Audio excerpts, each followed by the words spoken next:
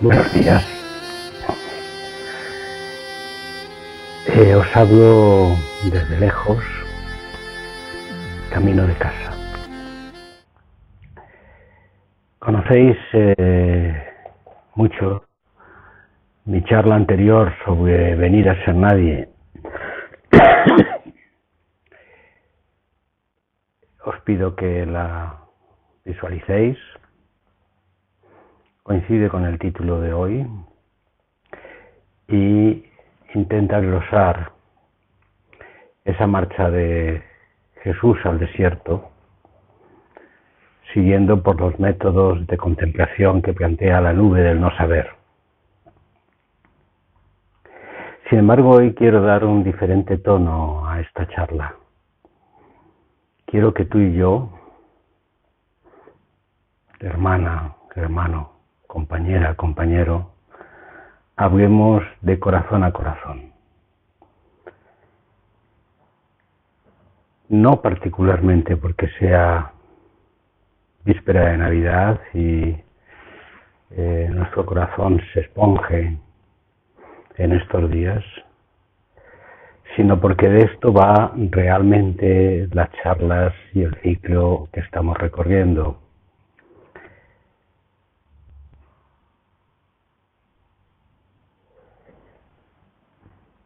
He vivido unos meses intensos de profundo impacto en el alma, de profunda aceptación de lo que es ser humano. Quiero compartirlo contigo. He visto el rostro de la guerra, la destrucción por doquier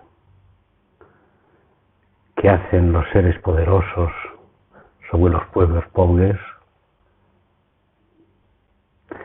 He recorrido los caminos del desierto, las planicies extensas del horizonte, en donde apenas hay nada.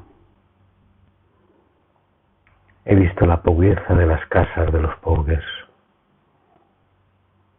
He sentido el peso de las contradicciones del ser humano y ha habido la tentación y el peligro de encoger el alma, pero al mismo tiempo he visto miradas claras, esperanza en algunos ojos, tristeza y rictus de dolor en otros. He visto los sentimientos humanos y cómo, a pesar de la miseria, el ser humano se levanta y sigue caminando. ¿Haces esto tú? ¿Lo hago yo? ¿Cuál es lo que hacemos en nuestra vida? ¿Qué es lo que pretendemos? ¿Hacia dónde vamos? Tú y yo nos encontramos en esta práctica maravillosa del Zen, que continuamente nos confronta con nuestra realidad, que continuamente nos sitúa en la necesidad de interpelarnos, interpelar quién somos, interpelar lo que hacemos.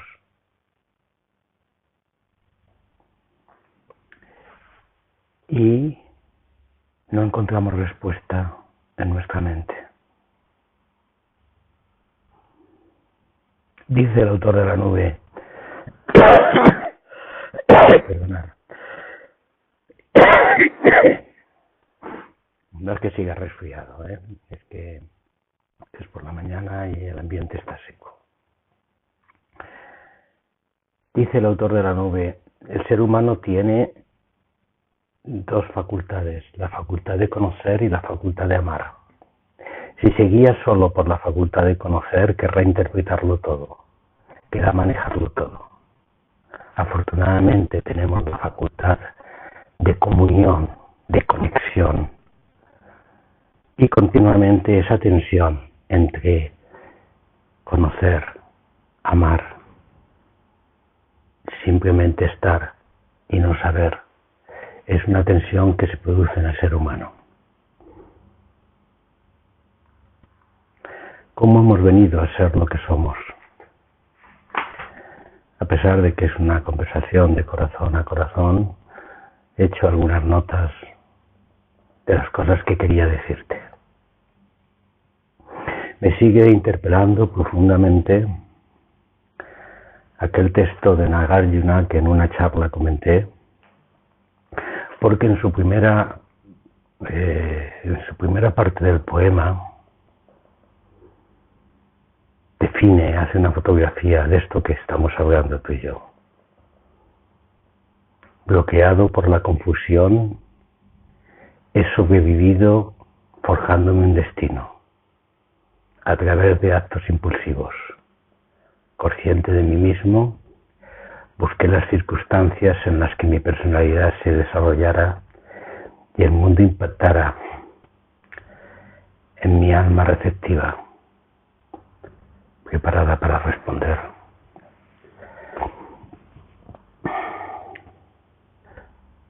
Bloqueado por la confusión, estamos tú y yo así. Hemos venido a ser a este mundo y de pronto nos hemos despertado, conscientes de nosotros mismos. Y sobrevivo a esta interpelación de mi conciencia, creándome un proyecto, un destino. Ese proyecto es el ansia de venir a ser nadie. ¿Quién eres, hermana? ¿Quién eres, hermano? Es la pregunta que nos hacemos en el trasfondo de nuestra existencia. ¿Qué es esto? ¿Quién soy? Quizás en el armazón del desarrollo de nuestra especie surgió la necesidad de definición. Lo hemos hablado muchas veces en muchas charlas. La necesidad de sobrevivir conlleva la diferencia. Y yo he buscado, tú has buscado mostrarme de alguna forma con la que me pueda agarrar e identificar.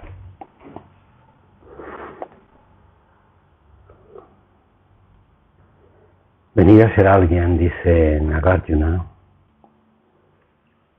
es ser egoísta, justificado en los actos, racional, apegado al cuerpo, apegado a la posesión, apegado a la creencia.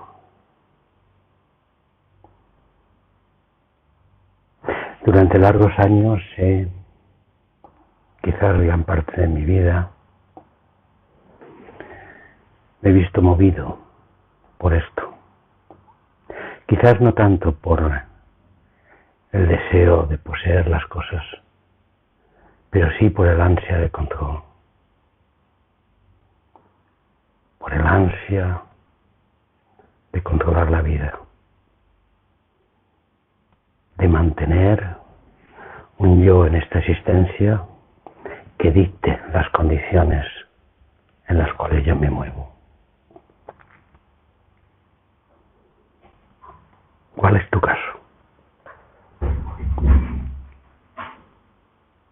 ¿Te ha movido ese ansia por conocer? ¿Por saber de qué va esto? ¿Te ha movido el deseo de ser aceptada? ¿De sobreponerse a ese sentimiento de soledad, de aislamiento y de incapacidad que a veces aparece y a veces es taponada por hacer eso que dice Nagarjuna a través de actos impulsivos.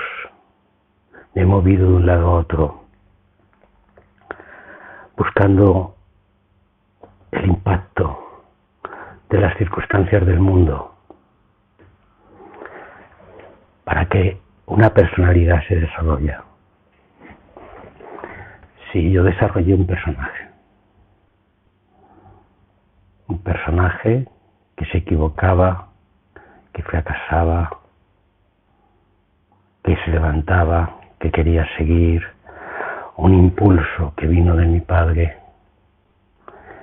de sobrevolar el intermedio.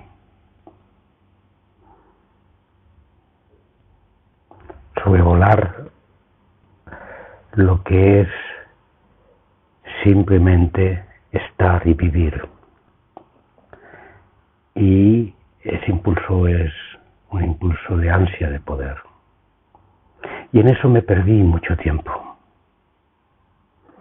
En ese esquema de control de mi vida, continuamente intenté parar la existencia y nunca puse en duda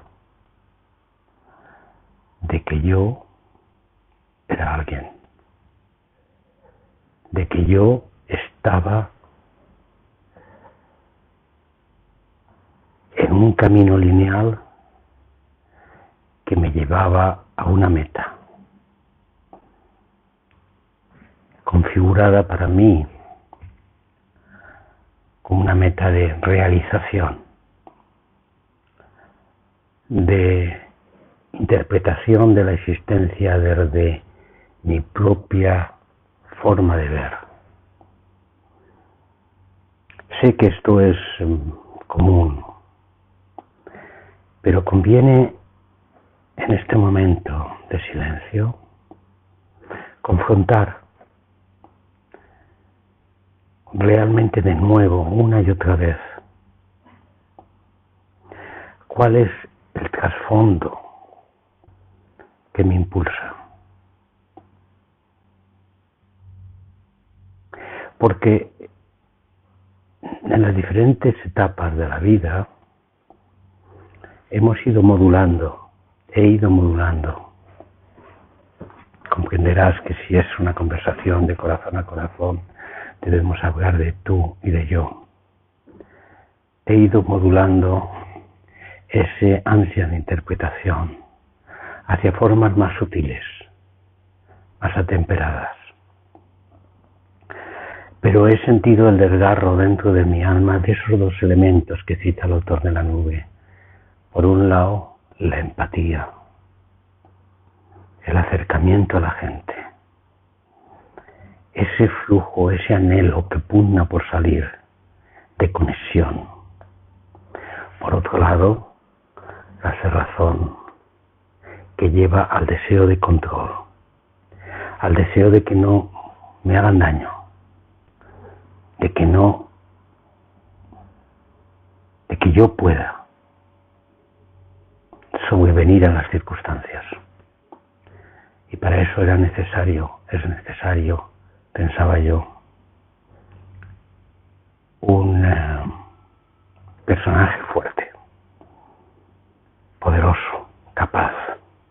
Y ahí me entrené una y otra vez en diferentes áreas, en mi profesión, en mi vida política, en mi ámbito social, en el rol que dentro de mi familia se me asignó y por fin en el espíritu, el espiritual. Deseaba ser lo máximo, ser santo. Claro, porque si ser alguien implica configurar un personaje para qué quedarnos con menos? De ahí surgen los arquetipos. Tú tendrás que encontrarte en el tuyo. La madre perfecta, la víctima porque no has sabido encontrar el camino para que el mundo no te haga daño, el líder, el compañero generoso, el devoto religioso.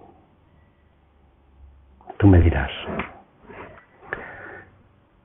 Pero es importante saber de todos esos personajes que, como dice Nagarjuna, el impacto con las circunstancias del mundo ha provocado, cuál has ido eligiendo en tu vida y cómo ha ido cambiando. Pero siempre ha sido un deseo de ser alguien. Y ese deseo de ser alguien es egocentrado. No puede poner en tela de duda la existencia de la primera persona desde la cual muevo esta realidad, se mueve esta realidad. Yo y luego tú. Dicotomía, separación. En la charla anterior hablábamos mucho de esto. Aquí quiero plantearlo en el plano vital. Porque he empezado diciendo que he recorrido los senderos de los mundos en crisis.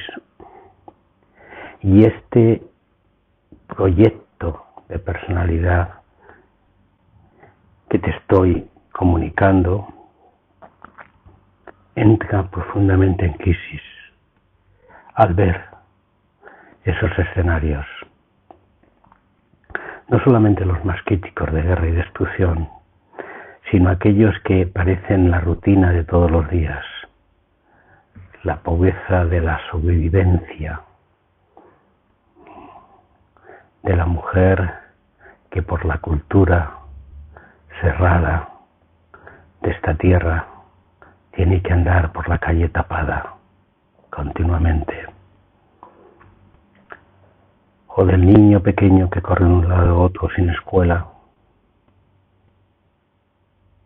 pero que a pesar de eso al mirar te interroga con sus ojos grandes.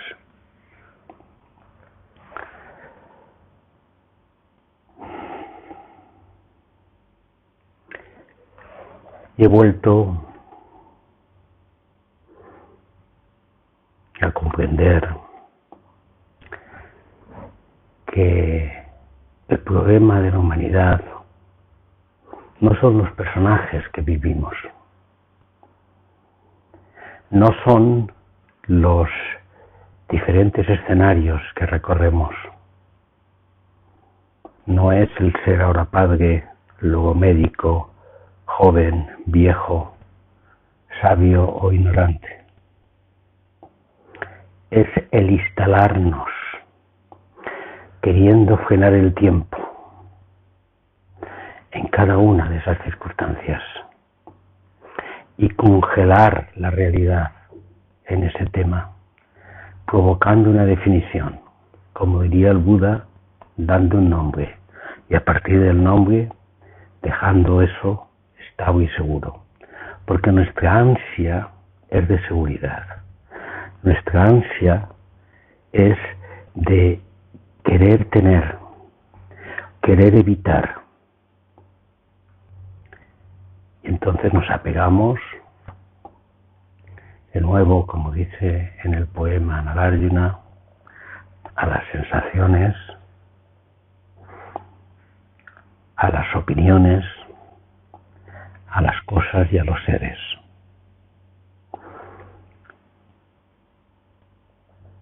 Te apegas a tu hogar. Ahora que decimos aquello de volver a casa, pondré luego en tela de juicio la pregunta de cuál es mi casa, cuál es tu casa. Te apegas a tus seres, a tu familia. Este ansia también es una ansia social. Escucho en nuestro país ese clamor lastimero de identificación que se expresa en estas elecciones que se hacen hoy. Nacionalismo es ansia social de ser alguien, de provocar unos límites, de generar unas diferencias, de crear fronteras y barreras. Y este ansia lleva a la separación, a la discordia, al conflicto. Los pueblos no son de nadie, no pertenecen a nadie. Mientras mucha gente se enrolla en los trapos, en las banderas, como diría algunos de los muchos vídeos que han ido por la red, el interrogante es: ¿por qué poner un nombre a aquello que no tiene nombre?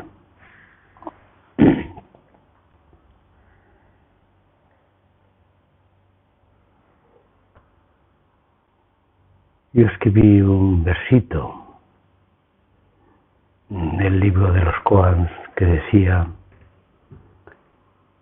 alguien con nombre y hogar me creía.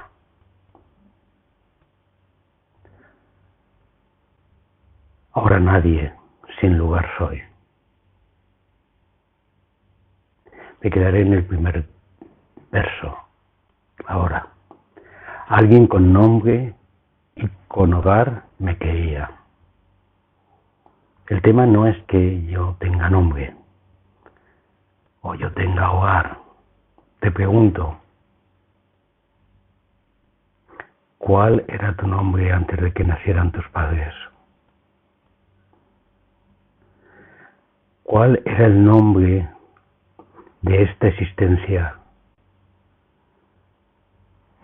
antes de que tu cuerpo formara sus células?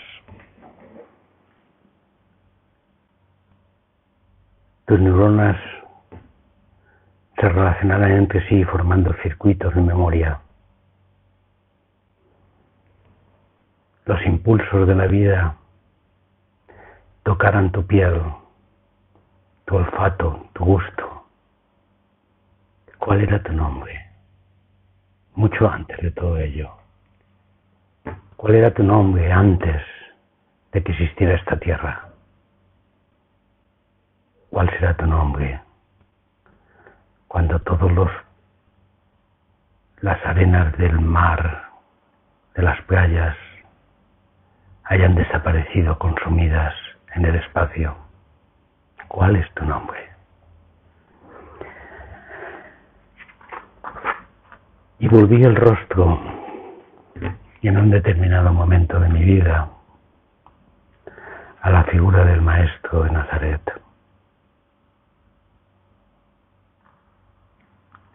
Y me impactó. Me impactó ver ese hombre joven, analfabeto. Sí, fui capaz de mirarle por fin a los ojos sin ponerle una aureola de Dios en ellos y verme en sus ojos, ojos que levantaban la vista, posiblemente en una mente que no sabía leer y escribir. No te olvides que en la Galilea rural del tiempo de Jesús el 97% de la gente no sabía leer ni escribir,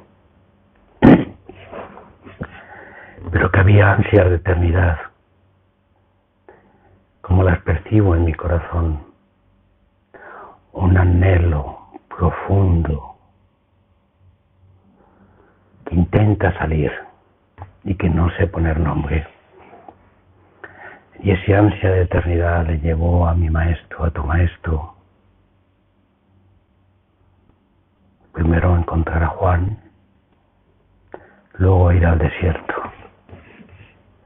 y luego a hacer silencio en su vida, romper con las identidades que la sociedad le había dado, ser un artesano pobre, padre de familia, pertenecer simplemente a un mundo de sometidos y luchar contra esa opresión para convertirse en un profeta errante, nómada, sin casa y rompiendo moldes, acompañado de mujeres, acompañado de los marginados de la tierra, hacia los cuales dedicó su mensaje. Y fue en esa marcha hacia las tierras de Siria cuando él pronunció esa frase que, tomada en el Evangelio de Tomás, tiene un pequeño cambio en relación con los sinópticos. El Hijo de la humanidad no tiene dónde descansar.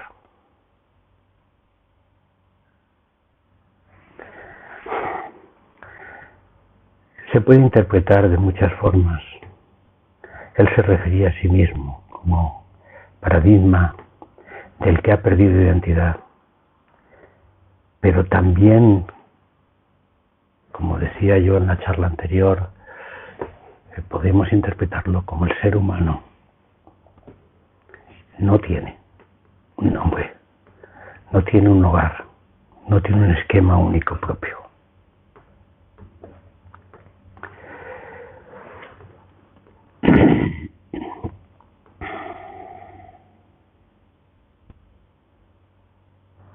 Emprende una vida errante,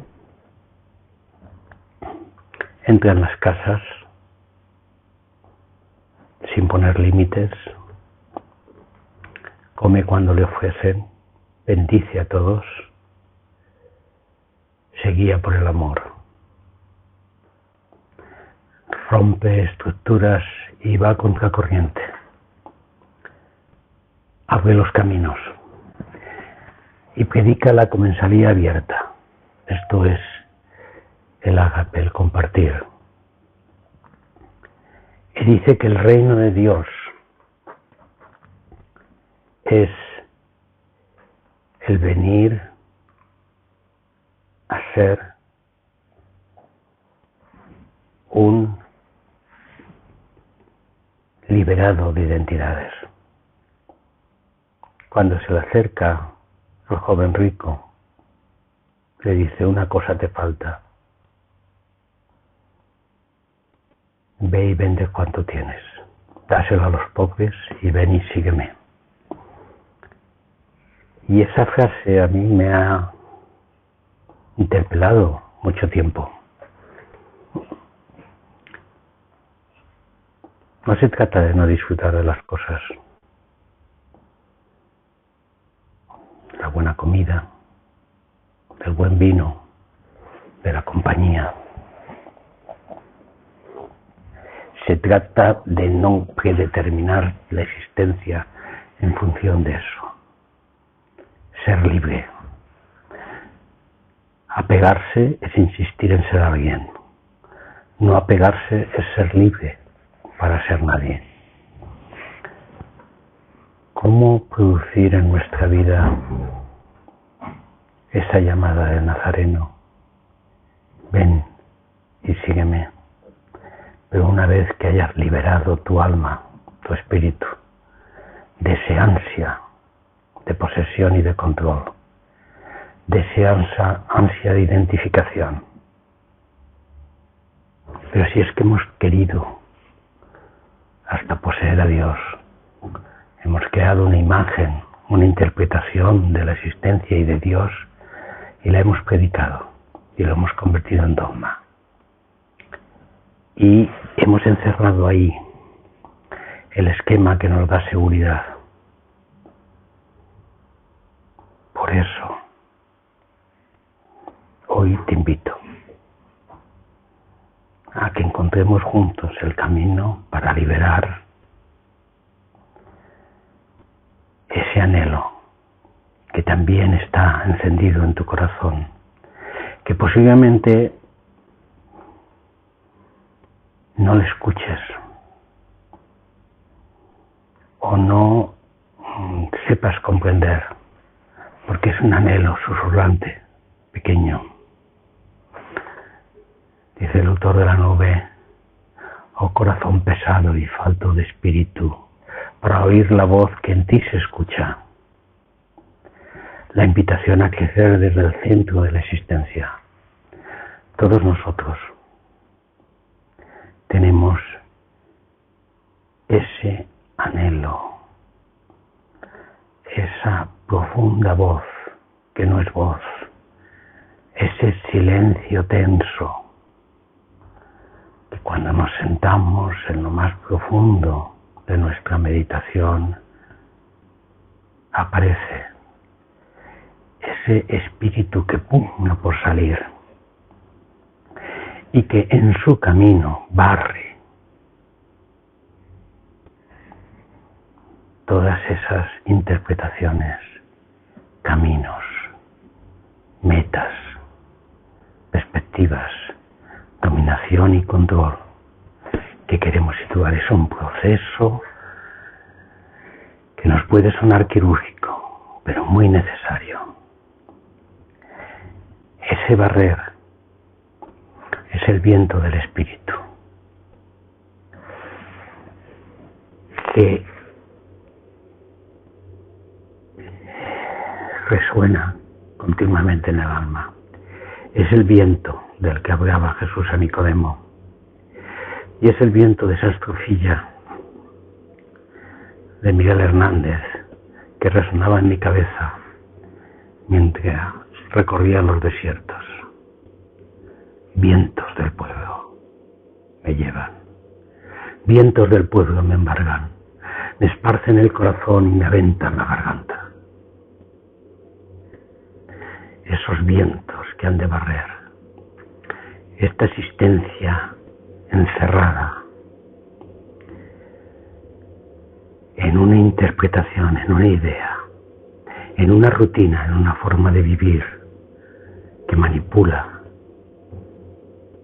y hace sufrir a los seres y a las cosas y al mundo y a las circunstancias.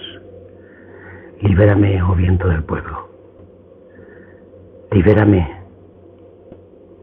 anhelo de mi corazón. Dame el silencio necesario para poder escuchar,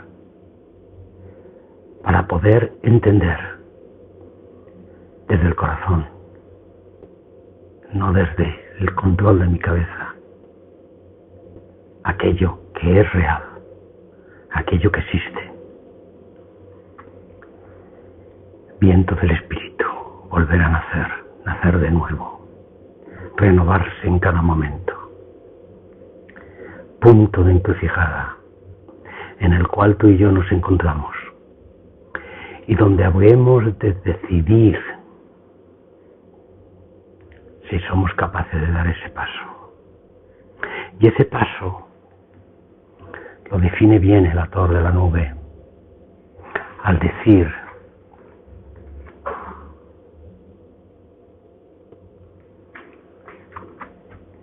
eleva tu corazón con un suave movimiento de amor, dejando que el amor se manifieste, y ten como única preocupación esto en tu mente y tu espíritu. Suave movimiento de amor es comunión, es conexión, es adaptar la empatía, es no dejarse nada en la defensa ni en la despensa, no permitir barreras. Es un continuo proceso de romper barreras y separaciones, identificaciones.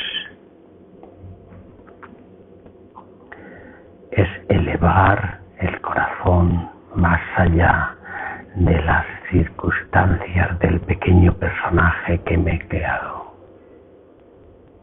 Y en cada momento mirar más lejos. Al levantar la vista, dice el autor de la nube, puede que lo primero que te ocurra es que no veas nada. Eso me ocurrió a mí. Eso me ocurre a mí. me he acostumbrado a levantar la vista, a salir de esa egocentración en la cual las anteojeras se colocan delante y nos dan miedo abrirlas y hacer que el otro nos penetre.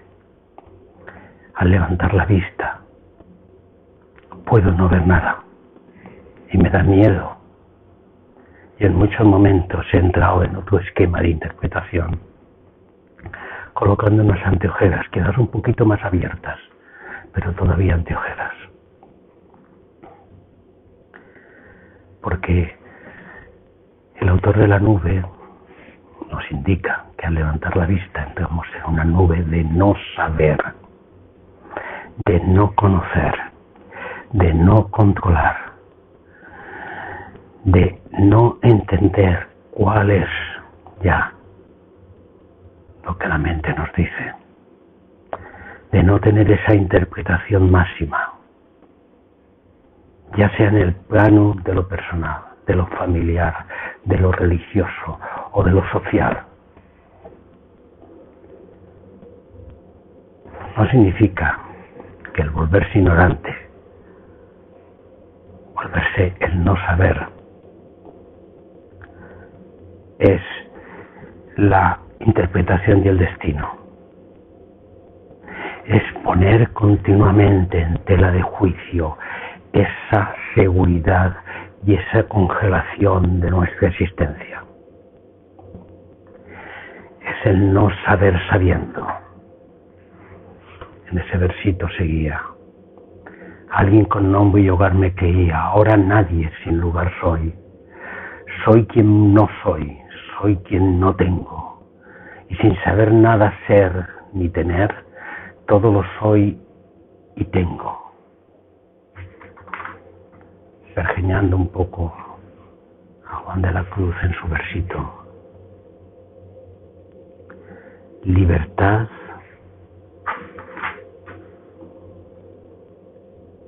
de no apegarse para venir a ser nadie. El divino despojado. Ese es lo que Jesús vino a ser. Los azores de religiones le han colocado en los altares. Le han convertido en hijo unigénito de Dios, a la derecha del Padre. La máxima configuración de ser alguien. Esa interpretación de alguien en la cúspide de la historia que se le ha colocado al Nazareno nos deja tranquilos, porque si Él es el marco máximo de interpretación en el cual está situado, a partir de ahí todo lo demás queda seguro. Sin embargo, Él protesta y sigue siendo: soy profeta errante, no tengo casa, no tengo donde apoyar la cabeza, y vengo a despojarme hasta quedarme sin nada.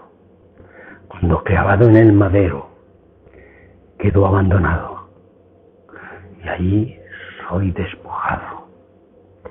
Y ese ejemplo de despojamiento es el que os doy a los que queréis seguirme. Y ese ejemplo de despojamiento es la tarea vital en la cual tú y yo nos encontramos. No es un arrancar la piel, sino al contrario, es vivir el fluir de las cosas y de la vida, captando y cogiendo la existencia y disfrutando de ella, y al tiempo soltándola y sabiendo morir, sabiendo desaparecer. Es vivir cada día envuelto en ese viento que hace aparecer circunstancias tras circunstancias, ojos que claman, ojos que lloran, ojos que ríen, mensajes que te llegan al corazón y que se abren, y tú estás abierto y preparado para recibirlos.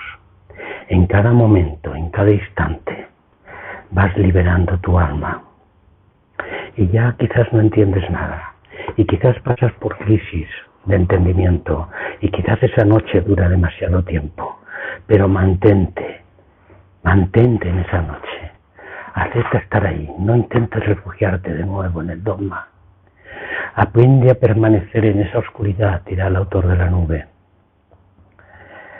vuelve a ella cuantas veces puedas, siempre impulsado por el anhelo de tu corazón.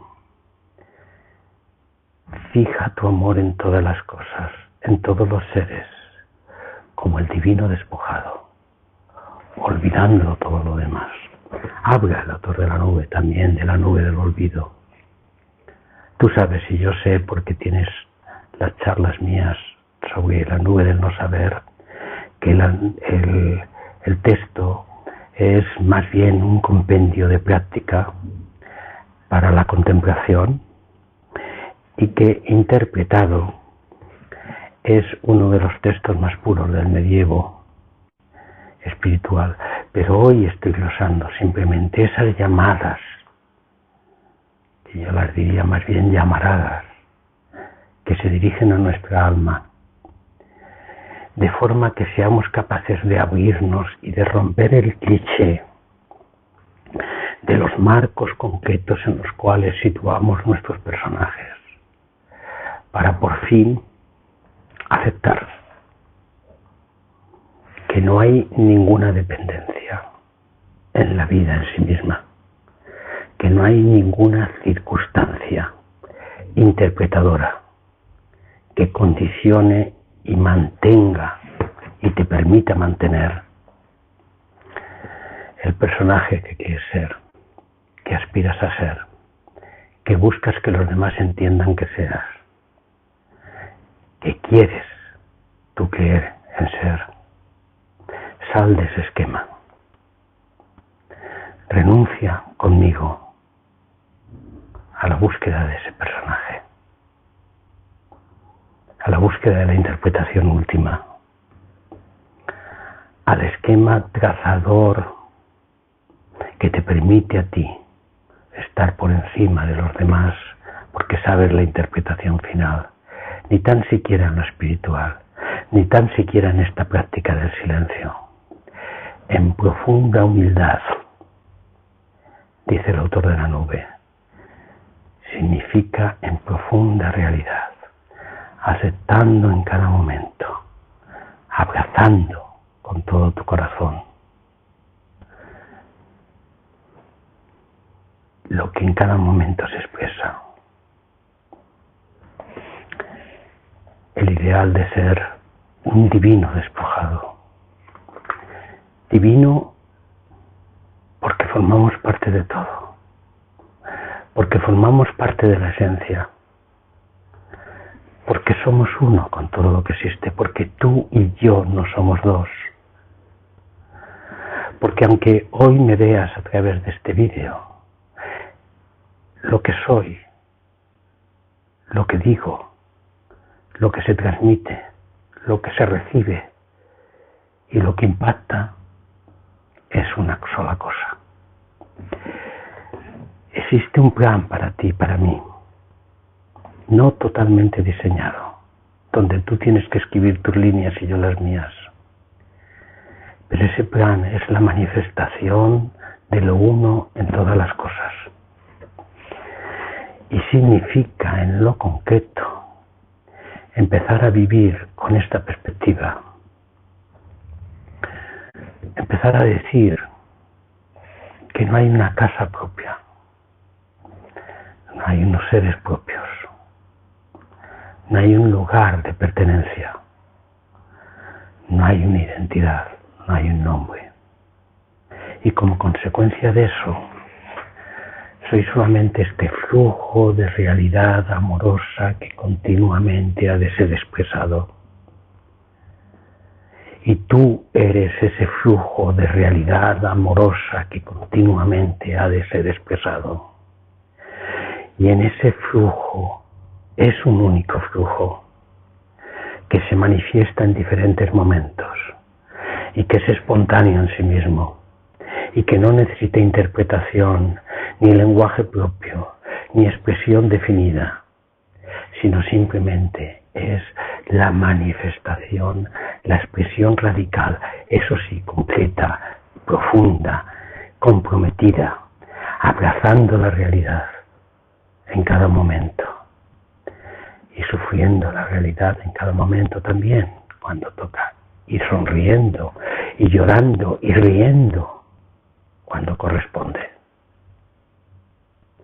sin que nada quede en tus alforjas cuando te marchas.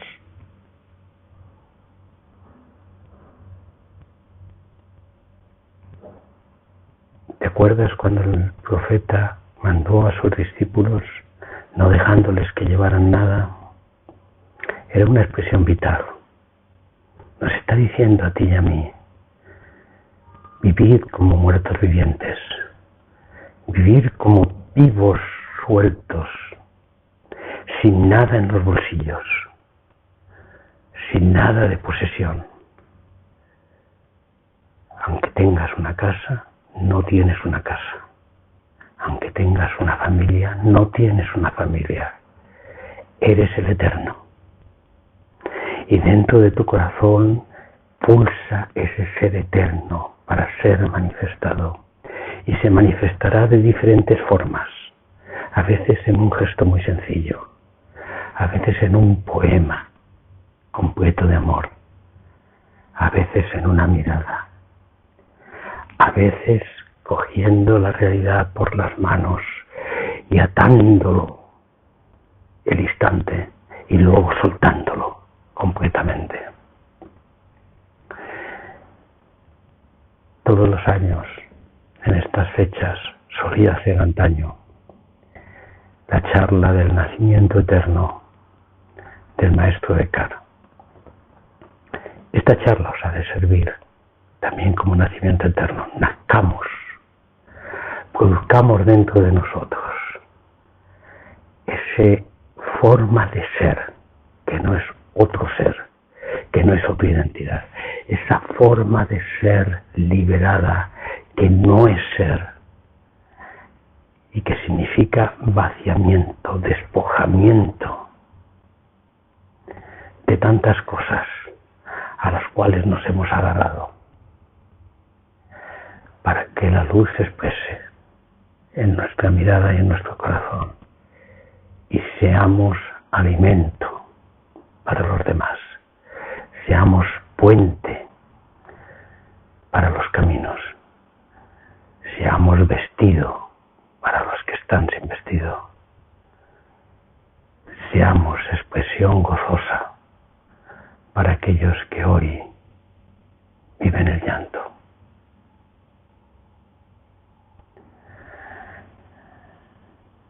Feliz Navidad.